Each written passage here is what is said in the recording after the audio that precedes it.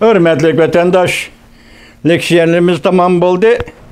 Endi sizlerge adetimiz bu sizler bilen birlikte bir cümle muhakeme kılaylı. 26. günü biz leksiyeni sizlerge sözlep bulup, amallık tilep Afganistan vaziyeti Amerika Koşmuş Ştatları hükümetinin tinç yolu ile asker çekindirişi ve bunun Kabul hükümeti yaka Taliban hükümet kurulması mı? Taliban'ın yol koyuşu ve şerait yaratıp bir iş doğrusu leksiyelerini sözlüdük sizlerge vatandaşlar.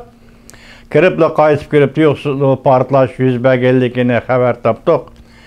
Bunun her bir adam için ödemde. Hiç yolla yüz bir vatkan çekinişki imkaniyet yaratıp bir iş oturursa da muazinet yani tanıpınlık buluş gerek de vatandaş. Şundak mı? Anakılımız yani bu dünyada hıl güçle mevcut bulup durganda onun bir neresi değil olmaydı bu bir.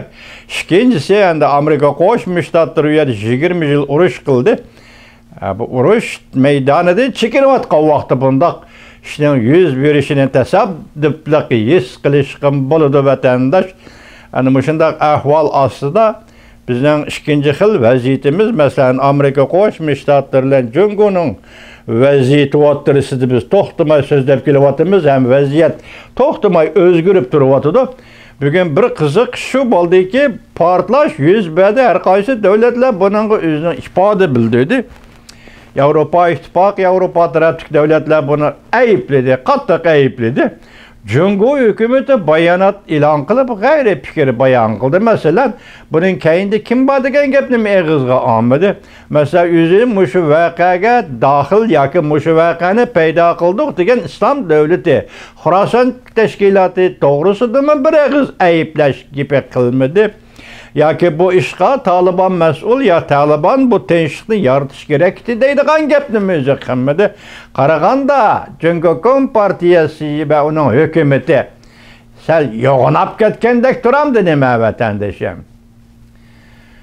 Demek o deslepte Taliban'la çekinişi bilen bugünkü Taliban etike Tayvan, bugünkü Afganistan etike Tayvan degen sözlerine tarqatkan idi. O sözler tügümey turupla, aygı çüşmey turupla, endi bu vakanın buluşu bilen Cungu Kompartiyası yana bir kıtım kerildi mi, kandak bunu bilgili olmadı hazır. Lekin ifadesinden karaganda hazır bayanatçı cavlican bir eğiz ya ki İslam devleti teşkilatını ayıplamedi ya ki Taliban'ı ayıplamedi.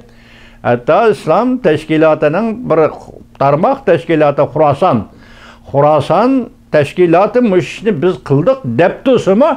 Çünkü onun bayanat cavlican eğizga almadı. Bu noçılıkını ifadelegellik mi veya ki sel temtirep kaldı mı veya ki Cungu hükümeti gangırap kaldı mı nemi deyişini bilmeydigendek de veya ki bu bir galbe dep qaradı mı veya ki bu Amerika zerbi bir iş dep qaragallıktan şununla özüçü süyündü mü ne? Yani mesela başkalarına beşeğe bala kelse hoş oladigan Cungu Kompartiyası şunda halet göre o halet kirip kaldı mı bilgili olmaydı. Vatandaşım. Endi üçüncü leksiyamizde biz ayttık hazır Litva Cumhuriyeti'nin Tayvan'da vakalathane kuruşuğa bugün hem de hesaptama 70% 80% tek işendim. Bu yerde kızık bir gap. Avalki 15 devlet Avrupa'da hazır Tayvan'da vakalathane kurup buldu mu? Şundak bir gap eğizden çıktı hazır şunak mı? Ondan olsa bu 15 devletin kaynıda kaldı mı Litva? Ya ki Litva'nın Tayvan bilen münasebet bağlışı vakalathane kuruşu Taybide bu alayda bir ahval mı? Halkara cemiyet bek kızıkışka başladı bununla. Şu qatada biz hem kızıkıvatımız hürmetli vatandaş demek bu yerde Litva Cumhuriyeti Tayvan'da vakalathane kursa ahırkı neticenin buludu degen mesele bu işe kızıkıvatımız. Neticenin buludu degen mesele bu işe vatandaşım. Çünkü bir yerdeki bu elişiş hazır Cungu hükümetinin Litva'yı şiltivatkan besimi gün sayın küçüğü vatanı degellik vatandaş. Hazır ben 70-80% işenç gibi oldum. Tünügü 27 devlet kolladı Avrupa İttifakı. Bugün formuzu klubu Kanada'da formuzu klubu NATO ve Avrupa İttifakı devlet başları hep yazıp Sen Litvani qo'llaysan dedi, bu ikkinchi qitim qo'llash.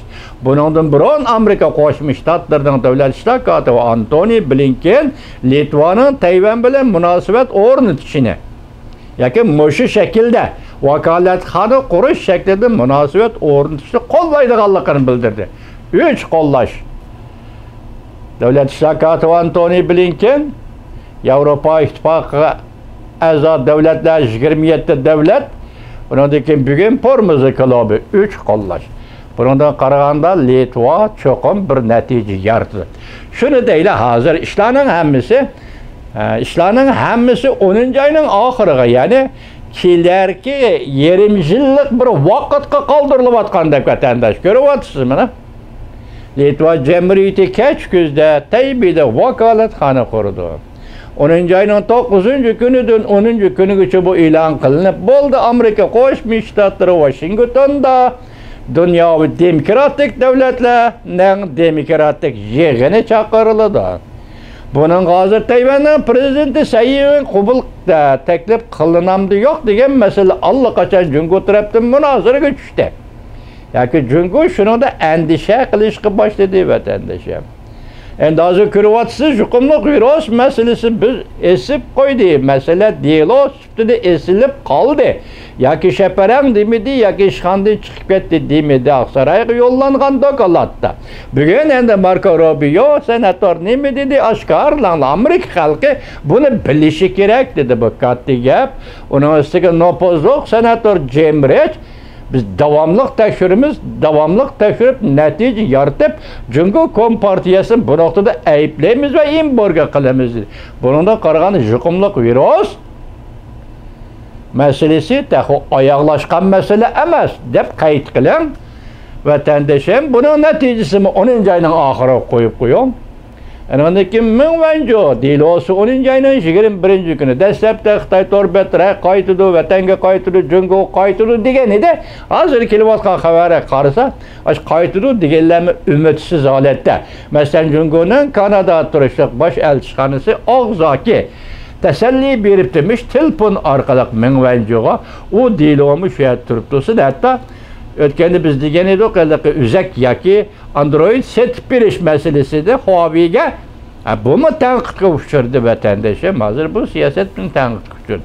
Shunda qilganda hozir hamma ish qatorlashib 10-oyning oxiriga kelyapti. 10-oyning oxiriga nima deyish kerak degan sifatda 10-oyning oxiri barliq ziddiyatlar emas, barliq muhim ishlar 10-oyga surilyapti. Bu yilning oxiriga.